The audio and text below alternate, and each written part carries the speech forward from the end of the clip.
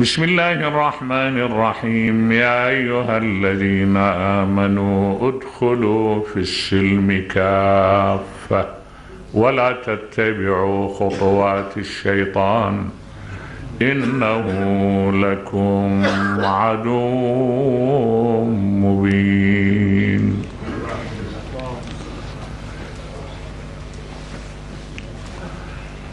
السلم الوارد بالآية أكو بيه تفسيرين. التفسير الأول أن المراد بالسلم الإسلام. زين، المراد بالسلم الإسلام، وجملة من المفسرين يقولون أن الله عز وجل ندب الإسلام، أمر الإسلام بأن يتقيدوا بتعاليم الإسلام، أمر المسلمين بأن يتقيدوا ويلتزموا بأحكام الله وبتعاليم الإسلام. هنا أول سؤال يرد على الذهن أنه ذولا إذا ما ملتزمين بأحكام الإسلام شلون نسميهم مسلمين إحنا؟ الحقيقة اكو احيانا واحد اذا يتدبر بايات القرآن، انت من تلتفت لبعض ايات القرآن ينكشف لك المعنى. يعني تتصور احنا اكو عندنا لما نقرأ الآية بسم الله الرحمن الرحيم وما يؤمن اكثرهم بالله الا وهم مشركون. شايف شلون يؤمن وشلون مشرك؟ شلون يصير؟ انا اقول لك القصة شنو.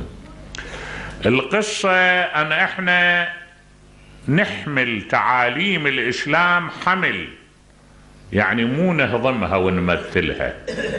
لابد فد أقرب لك المعنى بمثل. شايف أكو بعض الطيور يلقط حصوة، يأكل حصو، يلقطها للحصوة، من يذبح ويجيبون القانصة مالته أو الحوصلة تطلع الحصوة كما هي، ما هاضمها، يعني مو مثل حبة الحنطة اللي يأكلها وتنهضم وتصير جزء من جسمه، لا، هاي تظل حصوة، ابتلعها حصوة وبقيت في جوفه حصوة. بعضول أغلب المسلمين يحمل الإسلام من هالنوع، آية محطوطة بجيبه، مو أكثر من هاي ماكو، تطبيق ما إلها. هو يقرأ آيات القرآن ويقرأ أحكام الإسلام، لكن يطبقها؟ لا، ما يطبقها أبدا. يعني إذا معناه ما هضم للإسلام، يعني حمل حمل، يعني ما انهضم، أصبح جزء من ذاته.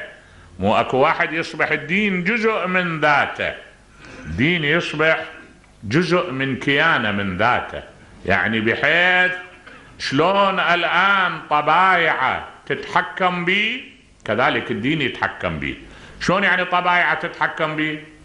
يعني تصور انت مثلا الآن احنا الغرائز عندنا تسيرنا، اجوع غصبا علي اكل، والشكل اعطش غصبا علي اشرب، غريزة عندي ما الانانية تخليني اترفع، عندي اشياء من هالنوع تتحكم بي. الاسلام لازم هالشكل يصير عند الانسان، لازم يتحول الى جزء من ذاته. اذا ما تحول الى جزء من ذاته ما يعني أصبح يحمل الإسلام حمل. صحيح احنا ملزمين، احنا غصبا علينا كون نعامله معاملة مسلم، لأن ما دام يقول أشهد أن لا إله إلا الله وأشهد أن محمدا رسول الله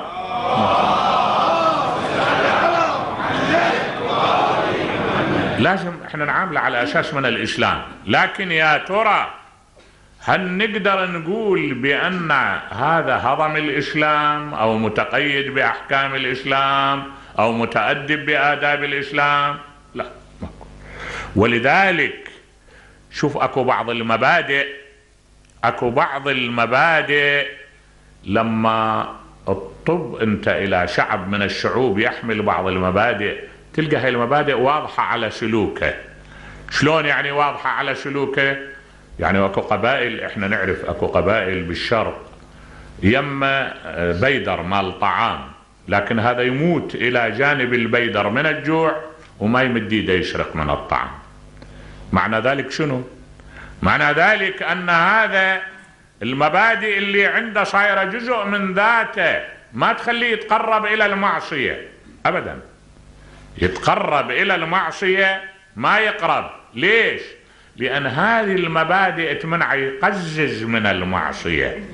وترك الطاعة أيضا يقزز منه، يعني بحيث إذا يريد يكلف نفسه أن يترك الطاعة ما يقدر يترك الطاعة.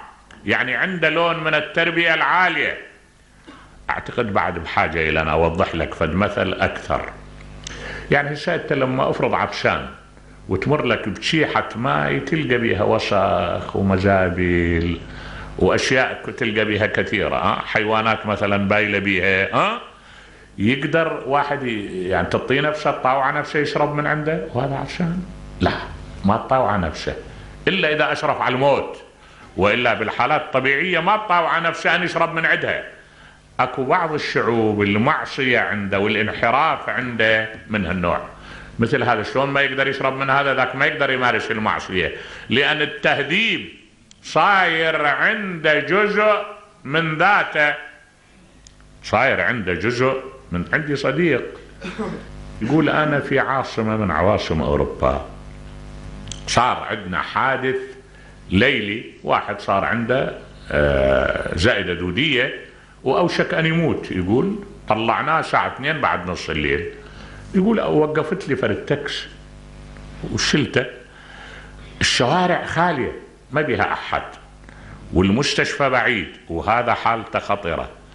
ألح على هذا أقول له يا أخي شوية اسرع، ما يحاكيني يقول أبدا، يمشي بموجب سرعة معينة. يقول إلى أن هذا طقت مرارتي منه، تأذيت منه. قلت ليش ما تتحرك؟ قال لي أنت لازم تصير مؤدب. شلون أنا جاي أخرق القانون من أجلك؟ أنا ما مستعد أخرق القانون أنا من أجلك، أنا لازم أمشي في قانون. اتأمل، هذا مو طالع من بطن أمه هيك، تربية سوتها الشكل. شايف؟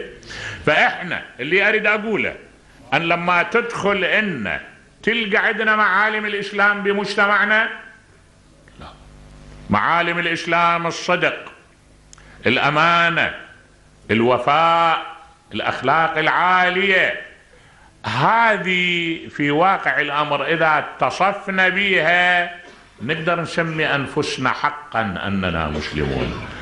أما أنا أقول أشهد أن لا إله إلا الله وأشهد أن محمد رسول الله، واللي يتعامل وياي خايف من عندي خاف أسرقه، إذا شنو الإسلام؟ وين الإسلام؟ ولذلك القرآن الكريم يخاطب المسلمين يقول لهم يا أيها الذين آمنوا ادخلوا في السلم كافة، يعني بتعبير آخر طبقوا أحكام دينكم، لأن السلم هو السلام، ادخلوا فيه لا تظلون خارجه. التفت للتعبير، ادخل لا يظل خارج من عندك الإسلام، خليه جزء من ذاتك، كون أنت داخل به وهو يمثل جزء من ذاتك حتى على الأقل تسمى مسلم بحق. وأأكد لك هو المجتمع اللي كان يحاول النبي صلى الله عليه وآله أن يصنع، المجتمع اللي من هالنوع كان يحرص على أن يصنع هذا المجتمع مجتمع كون يتعالى على الغرائز، يعني يصير فوق مستوى الغرائز.